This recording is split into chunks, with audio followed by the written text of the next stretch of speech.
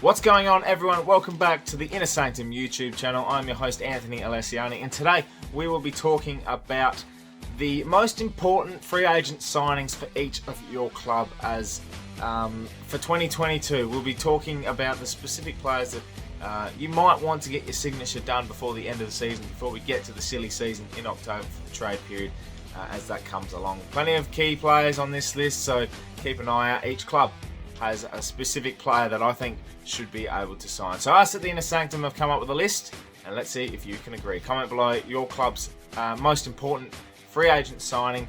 The list was released the other day, and we got the opportunity to sit down and actually pinpoint who we thought was the most important. So, without further ado, let's get straight into it. If you're an Adelaide Crows supporter, after the list, there's not too many free agents on the list, but one in particular was Taylor Walker. Barring all the previous circumstances that he's been through towards the end of 2021, he's still a very much important signing for the Crows, and I feel like he will make amends in 2022 and maybe even challenge for that 40-plus goal mark again once he comes back into the side. He's got a lot to prove, so I hope for his sake and for the Adelaide Crows' sake he does that, but he's a very important signing at the end of the year. Brisbane. There was a couple on the list that I thought might be pretty important signings for the Brisbane Lions. Danny McStay, Darcy Gardner. There are a couple of key backmen that you might want to for sign up. But the most important, the captain as well, Dane Zorko, been a prolific player for so many years now, and he'll continue to do so for Brisbane's push for an eventual flag that they hope to get. So he's a very important signing at the end of this year. Carlton, well, they have a lot of players that aren't a free agent this year that should or need to be re-signed by the end of the season. But the ones on the free agency list, I've pinpointed Ed Curnow. He's been one of those veterans that have just continued to challenge himself and push through and has just been a magnificent player for Carlton for so many years now. He's a very important signing, and his development and his impact on the younger players as well will help Carlton push for that everlasting step to glory and probably playing finals. So he's an important signing come the end of this year. Collingwood, there was a few on the list that I thought were very much important, but after juggling a few, Darcy Moore is the most important player to sign on that free agency list. Jordan De Goey, yes, an impactful player, but I feel like Darcy Moore structurally is a very important player, and he can swing forward and kick goals as well. So he's one of those players you must re-sign first, and if there's any chance of bouncing back up onto the ladder with a new coach coming into this year, he's a very important part of their side. So make sure you get that pen to paper. Essendon, well, there was a few again. Like Michael Hurley was one, Kyle Langford was another. Dyson Heppel was probably my most important, but there wasn't too many on the list that I'd say must go and signs. I think there's a few there that you can choose from. So they're all pretty important in their own roles as such. But Dyson Heppel, I think, is the legend. The ex-captain, the ex-skipper, he'll be wanting to get that pen to paper for sure. Fremantle, again, one of those clubs that doesn't have too many free agents, a young list. And if he goes again, then David Mundy will definitely be the key re-signing on the free agency list for Fremantle. Other than that, not too many on that free agency list for them to be keen to sign as such, but I definitely will be sure they'll be keeping their youngsters on the list as well. Geelong, well, there was a few. Many that probably aren't as important, but they're role players. Luke Dalhouse was one. Joel Selwood, we know he's coming towards the end of his career, and same as Tom Hawkins. So you could juggle any of those and say, yeah, we need to get their pen to paper. I would expect Tom Hawkins and Joel Selwood to re-sign if they are indeed going to play on into 2023, though. Gold Coast and GWS, I put down a couple of question marks because they didn't have key players to sign. But I feel like they have the ability to make sure that they get those signings. McLennan was one, I think, on the Gold Coast list. He was very important, I think, for the longevity of the Gold Coast and their development with the youngsters. GWS, Brander, I think, was one on their list as well. But I don't feel like they're must-signs as such or important signings. But to keep that list depth and be able to have a lot of options when it comes to selection as such, and making sure you're backing down your players and picking the ones that are most important. I think they've done that really well. When it comes to free agents, there's not too many on their list, so not too much to worry about for the Gold Coast Suns and GWS Giants. Hawthorn, there was a couple. The skipper, McAvoy, he was one that's probably a pretty important signing. Will be leading Hawthorn again in 2022. But when it comes to important signings, key pillars, it wasn't much of an impact in 2021, but his 2022 season is going to be massive, I'm predicting. James Sicily, he's an important part of their squad, makes impactful decisions in games, and he's able to swing both ways as well. So a very important signing, I think, for Hawthorn that they must get done pretty quickly because they've got a young, talented list. They're going to be coming up in the next couple of years, and with a fresh coach and a fresh mind, he's definitely an important pillar in their key to rising up the ladder. Melbourne, well, they had a couple of old dogs on their list, but I'm going with Angus Brayshaw. He's the most important signing as a free agent.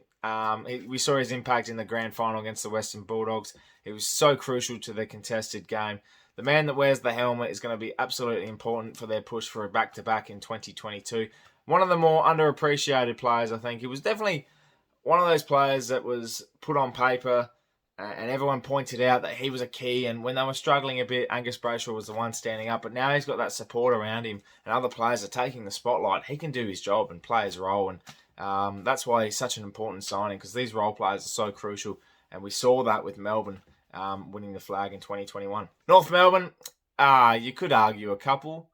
Ben Cunnington could be one that's pretty important. We know the circumstances that he's in at the moment. It'd be great to see him come back.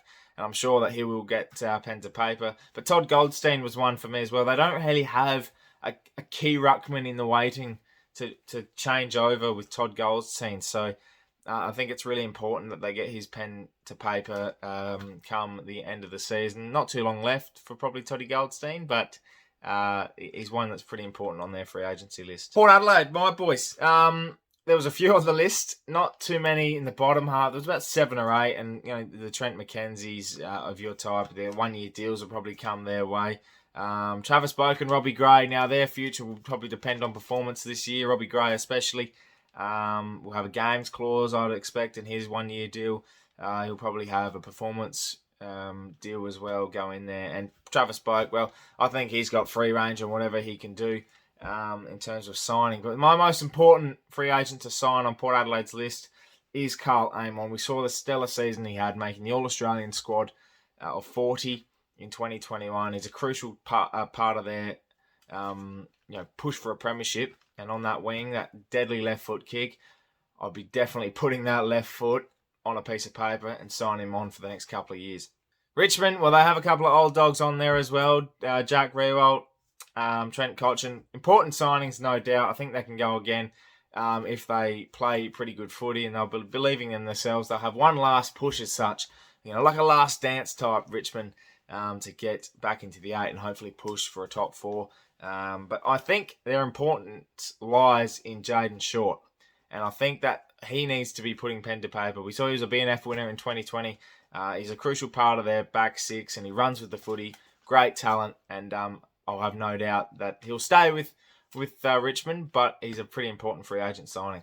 St Kilda was another club that didn't really have too many must go and sign on their agenda, but Jaron Geary, definitely the one I'd be signing up as an important signing for a free agent at the end of this year. Does he go again? Who knows? But definitely one on the list I'd be putting, as I keep saying, pen to paper. Sydney. Now, this is one of the big clubs that actually had a big name player that they must sign, and it's Isaac Heaney.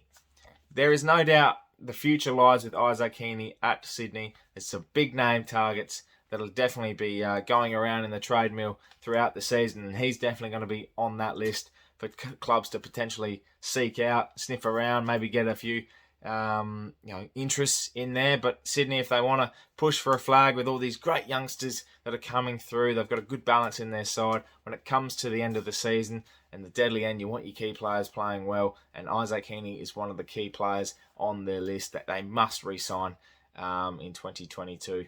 West Coast, simple, really. Nick Nat and Newey must sign for them if they're going to be any chance of making the 8. He's a great player, but he must play majority of the games this year, and if they want to keep pushing into the future, Nick Nat is definitely the signing for me. Western Bulldogs was another club that had a lot of key players on their list of free agents to sign. Jack McRae was definitely one. Troy McLean was another one that was definitely, not Troy, sorry, Toby McLean was one. Pretty important signing as well. He's a great talent. But the one I'm going with is Caleb Daniel. We know the skill set he has with the footy, the damage he does with his kicking, and the running ability that they have through the midfield in their depth is all brought about by their great running from half back, and he's a key pillar into what they can bring in 2022 and beyond. So for Caleb Daniel to re-sign, the Western Bulldogs must get the job done that pretty quickly by the end of the season. And that wraps up our key players that your club must re-sign in 2022. All the free agents, there's plenty more on the list that will obviously not be free agents, youngsters that need to get pen to paper and get contract extensions when it comes to the end of the season. But they're your key players on your free agency list for your club to sign in 2022. Let me know in the comments below your thoughts on your club's particular re-signing you'd like to have by the end of the year that will keep you sleeping at night. Thank you very much for watching. Make sure you subscribe to the channel if you're new for plenty more Inner Sanctum content coming your way. And make sure you read up all on the latest on the Inner Sanctum website as well to catch up on all your news covering all sports on all agendas in 2022. Thank you very much for watching. We'll see you next time.